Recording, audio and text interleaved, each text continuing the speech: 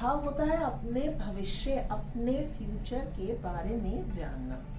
और क्यों ना हो, इतना तो हक बनता ही है कि मेरा आगे आने वाला समय कैसा रहेगा, क्या करना चाहिए, कैसे मैं अपने आप को सुव्यवस्थित रखूं। तो आज जो हमारा विषय है वो भी इसी विषय पे है। जी हाँ, बिल्कुल सही समझ रहे हैं आप। नव वर्ष का प्रारंभ बहुत ही जल्द होने वाला है और हम रुखसत कर रहे हैं 2022 को, जो हमें कुछ मीठी कुछ खट्टी सी यादें देके जा रहा है, जो बहुत कुछ समझाता हुआ जा रहा है कि आपने यहाँ कुछ गलतियां की, आप उसे इस तरह से सुधारें। तो ये कैसे होगा? जो ग्रह है और जो ग्रहों का गोचर, जो आपकी पर्सनल हॉरोस्कोप होती है, उस ग्रहों के माध्यम से, उसके ट्रांजिट के माध्यम से मैं यहाँ आपके साथ कोशिश करूंगी कि आपको ये भली भांति ज्ञान हो जाए कि आपका आने वाला जो नववर्ष है 2023 किस तरह से जाएगा। आप सभी का आपके अपने चैनल एस्ट्रो डॉक्टर शालिनी महल में स्वागत, अभिनंदन। हम कैसे जाने कि हमारा ये जो नववर्ष है कैसा है, उसे मैं किस तरह से यूटिलाइज कर सकती हूँ?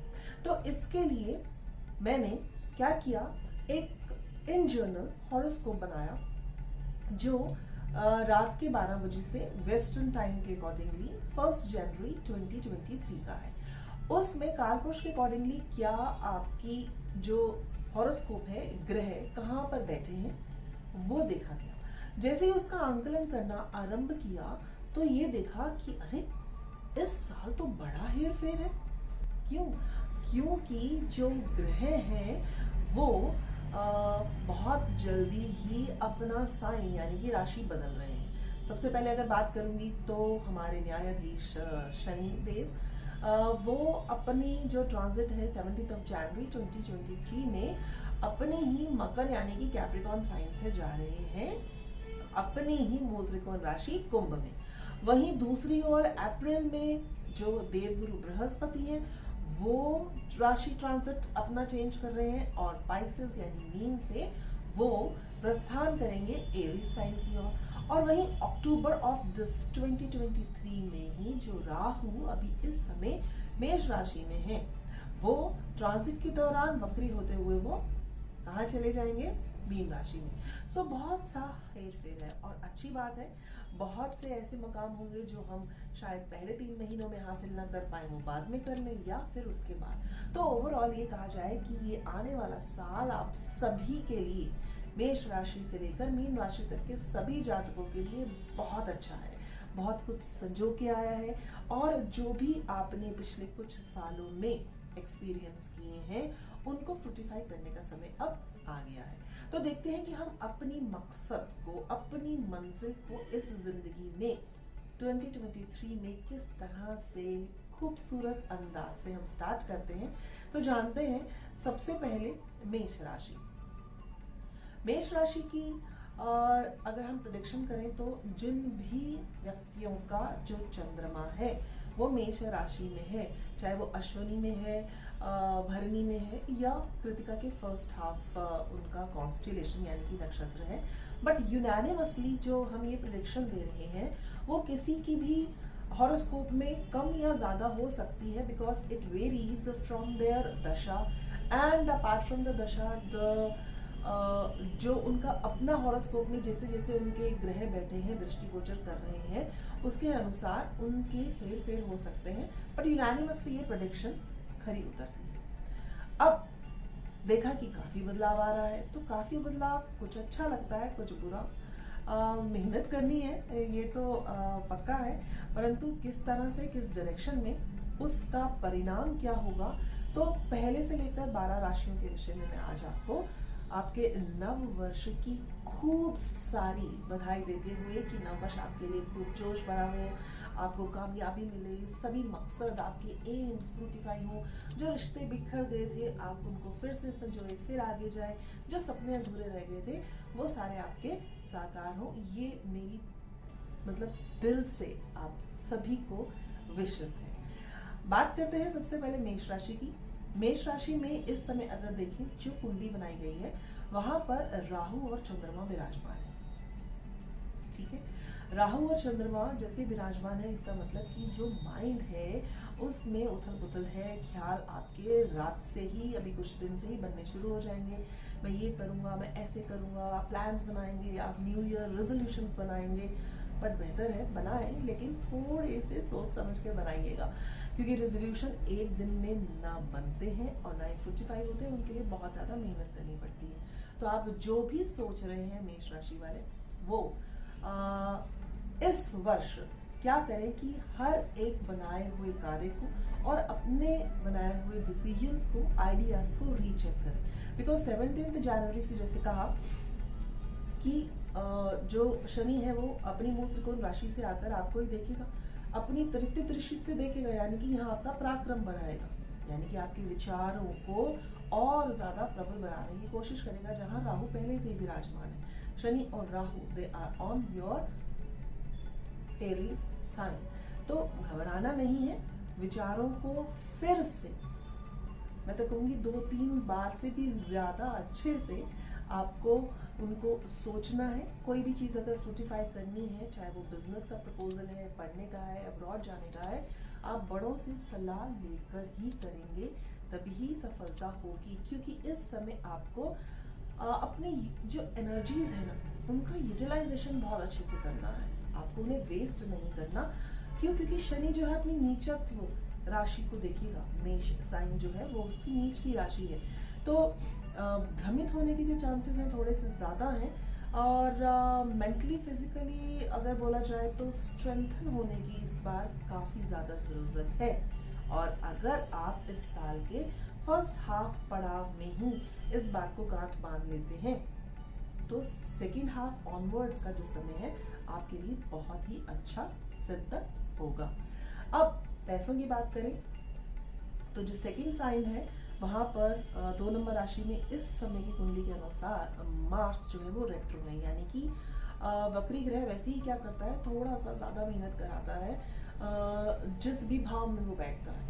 तो ये व्यक्ति चाहेंगे कि जो प्लान्स बना रहे हैं उसमें वो बहुत ही जल्द पैसा कमाएं, इस तरह से वो प्लानिंग बनाने शुरू करेंगे। अच्छा है थोड़ी सी सब्र की, और अगेन आई एम टेलिंग सब्र के साथ साथ दोबारा से अपने जो आपने विचार बनाए हैं, आइडियाज हैं, उन्हें अच्छे से संजोने की बहुत ज़्यादा ज़रूरत है। सेकंड हाउस फाइनेंस के साथ साथ आपकी फैमिली का भी है, तो वाणी को थोड़ा सा कंट्रोल करके रखिएगा, बेहतर होगा। क्योंकि आपको अपने अंदर में इस वर्ष के फर्स्ट हाफ में बोलें तो द्वंद्व चलता रहेगा। या तो आप बिल्कुल भी अच्छे लिसनर नहीं बन पाओगे, जिससे आपको हानि हो सकती है। अगर गुड लिसनर होगे तो फैमिली के साथ भी अच्छा बर्ताव रहेगा, अच्छी बॉन्डिंग रहेगी, और साथ साथ धन कमाने में भी काफ़ी सहायता मिलेगी। अगर थर्ड हाउस में छोटे भाई बहन को देखें, या कुछ ट्रेवल्स देखें, या आपके नेबरहुड देखें, कलीग्स को देखते हैं, तो उनके साथ इट्स ओके रिलेशन आपका रहेगा। और अगर माँ की बात करती हूँ तो यस, थोड़ा सा मदर को देखने के लिए मैं ये बोलूँगी कि up to the May it's okay. अगर आपने कोई डील करनी है, प्रॉपर्टी लेनी है, सेल परचेज करना, कुछ लग्जरीज आइटम्स खरीदनी है, घर को रेनोवेट करना है, या कुछ वाहन गाड़ियाँ खरीदनी है, then it's good for you, but do it before the May time period. Because after May अगर आप ये कुछ डिसीजन लेते हैं तो वो थोड़े से डिले हो जाएंगे, डिनाइल नहीं होंगे, इतना याद रखिएगा। और बच्चों की तरफ से अगर देखा जाए तो थोड़े से बच्चे इफ़ यू आर मैरिड तो कम सुनेंगे, और उनका रुझान भी, अगर आपके बच्चे कॉलेज जाते हैं या 10th अबव हैं, तो थोड़ा सा पढ़ाई की तरफ कम होगा। और सबसे ज़्यादा तो यही होती है कि हर एक पेरेंट्स क्या चाहता है कि उनके बच्चे अच्छे बने, अच्छे बनने के लिए वो उन्हें कुछ टिप्स देता है। तो टिप्स देने की बजाय अगर आप उन्हें खुद अपने एक्शन में लाते हो, जो ज़रूर आएंगे, तो उन एक्शन में अगर वो आप में बदलाव देखेंगे तो आपके बच्चों में भी आपको बदलाव देखने को मिलेगा। अपनी मेमोरी को आपको शार्पन करना है, यानी कि जो भी चीज़ है उसको रिवाइज साइन करना है तो उसे रीचेक होकर आपको साइन करना है। ऐसी किसी की बातों में बिल्कुल भी नहीं आना है। और ख़ास तौर पे अगर बिफोर मे की बात करूं तो better not to invest in any shares, not in any stocks, because they will not give you profitable,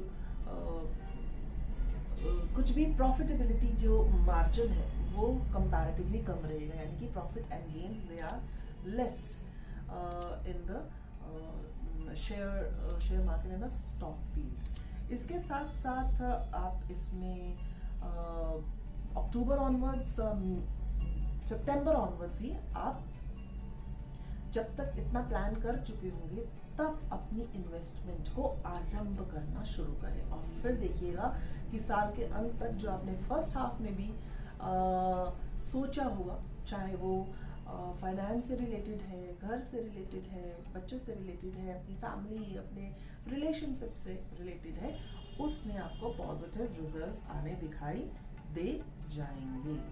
तो बुद्धि को आपने शार्पन करना है, मेमोरी को आपने शार्पन करना है। शत्रुओं की बात करूं तो घबराने की ज़्यादा ज़रूरत नहीं है। वाणी पे कंट्रोल होगा तो कंपैरेटिवली लास्ट ईयर से कम ही शत्रु आपकी इस लाइफ में आएंगे। Relationship area and marital status, तो हाँ, शादी के चांसेस अगर आप लोग देख रहे हैं तो उसको आप कह सकते हैं कि May onwards if you will start just to find out a good mate in your life, और those who are already married, तो उनके जो रिलेशन है पहले से अच्छे बनेंगे। और जो पार्टनरशिप बिजनेस है अगर आपको स्टार्ट करना है तो वे भी यही सजेस्ट करेंगे कि जुलाई ऑनवर्ड्स ही करें, तब तक आप उसके लिए प्लान्स करें तो ज़्यादा अच्छा है। But again I am telling that it varies from one's horoscope to others horoscope. In general, we are giving you the prediction regarding the Aries sign. फिर अगर कहीं पर आपकी प्रॉपर्टी फंसी हुई है या आपको लगता है कि इनहेरिटेंस में आपको कुछ आने वाला है, या जो शादीशुदा है उन्हें अपने ससुराल से कुछ ना कुछ मिलने वाला है, तो यह सभी प्रक्रियाएं आपकी अभी पहले ही 3-4 महीनों में हो जाएंगी। और हो सकता है कि आपको कुछ कहते हैं ना गड़ा खजाना मिला हो। अब वो खजाना पैसे से भी हो सकता है, और वो आपके ऑकल्ट में भी हो सकता है जिसका रुझान होगा, तो उनका जो लेवल है ऑकल्ट में, ध्यान में, साधना में, वो थोड़ा सा बढ़ेगा। बात करते हैं अगर हम प्रोफेशन की, टोटली जहाँ पर सर्विस करते हैं, तो शनि अभी तो जब हमारा न्यू ईयर स्टार्ट हुआ तब तो 10th हाउस में ही थे, अब वो 10 से गेन्स में चले जाएंगे आफ्टर मिड ऑफ जनवरी 2023। तो change in your profession, in your service it seem, तो कर्म को आपने बहुत अच्छे से साधना है, यानी कि आपकी साधना केवल प्रभु के प्रति साधना ना होकर कर्मरत होनी चाहिए। अच्छे कर्म करेंगे, सही ढंग से और सोच के कर्म करेंगे, तो अगर आपको लग भी रहा होगा ना कि आपके हाथ से कुछ छिन रहा है, तो जाती हुई पराजय भी विजय में परिवर्तित आप इस साल कर सकते हैं। तो आपको एक मिशन बनाना है। कैसा मिशन बनाना है? जैसे उपाय तो आप करते ही हैं, तो सबसे पहले you have to think that how you have to make your own story this year. इस साल में अपनी खुद की एक कहानी कैसे रचूं, जो आप कर सकते हैं। इसलिए ही ये मैंने आपको एक टैगलाइन दी है। क्यों?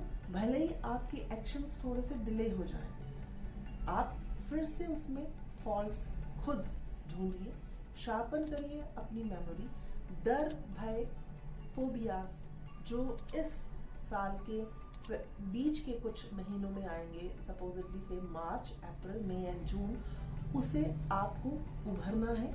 आपने अपनी कहानी खुद लिखनी है, यानी कि आप अपनी कहानी के इस साल स्वयं रचयिता होंगे, और धीरे धीरे आप ये देखेंगे कि आप किस तरह से स्वयं ही इस सारी प्रॉब्लम्स को सॉर्टिफाई करते चले जाएंगे। It means that this year you have to make a mission of your life, and if you have a mission, definitely the challenges must come, and with your great efforts I am very much sure that you definitely solve all the challenges in a very good aspect and win whatever you want in this year in your short and beautiful life. और अगर आप चाहते हैं कि इसके साथ साथ कुछ उपाय बताऊं तो यही कहूंगी कि मेष राशि वाले जितने भी जातक हैं उन्हें अपने आराध्य और इष्ट की सबसे पहले तो नित्य प्रति पाठ और जाप करना है, और अपने इष्ट और गुरु के प्रति समर्पित रहते हुए अगर वो इसके साथ साथ हनुमानाष्टक का पाठ रोज करें तो ये साल बहुत ही अच्छी तरह से बीतेगा।